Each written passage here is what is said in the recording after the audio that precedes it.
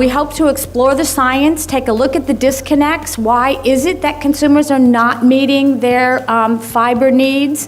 Where's the confusion, and what can we do to help fill that fiber gap?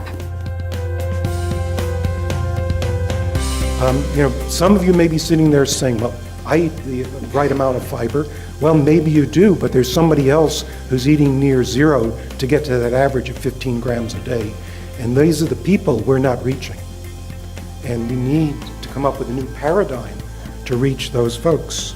I think the place I would start is breakfast. I think breakfast is such a wonderful opportunity to get a lot of nutrients, including fiber.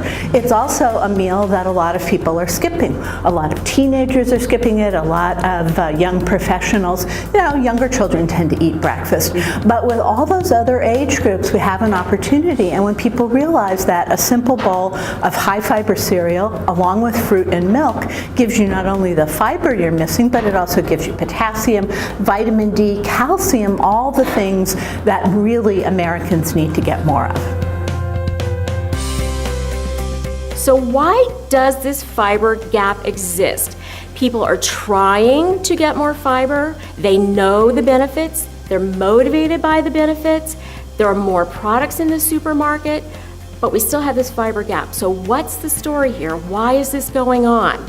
Well, fiber and whole grains are not synonymous. I think we have all gotten that message very clearly today. But in the minds of consumers, they are synonymous. When they see made with whole grains, they think fiber.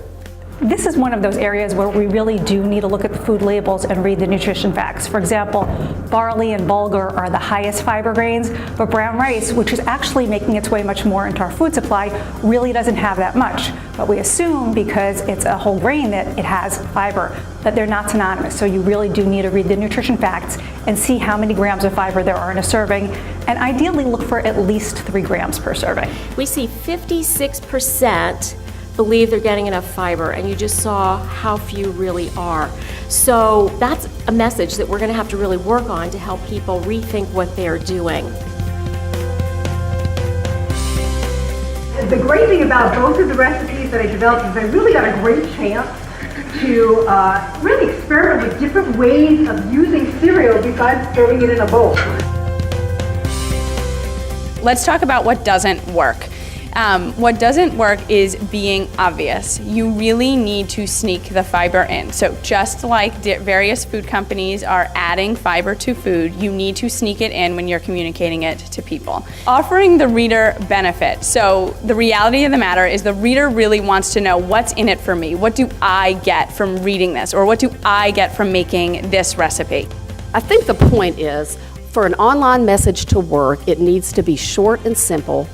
It needs to be clear, it needs to be visual, and it needs to be easy. I think for me, 2 things have really come out. One is that there is this really big fiber gap. I mean, if 9 out of 10 Americans are not getting enough fiber, that's clearly something that we want to take a look at in terms of people's health. But the second thing is how easy it actually is to fill that gap. So if Americans are only eating about 16 grams of fiber, we know they need about 25. How are we going to fill that in with delicious, easy foods?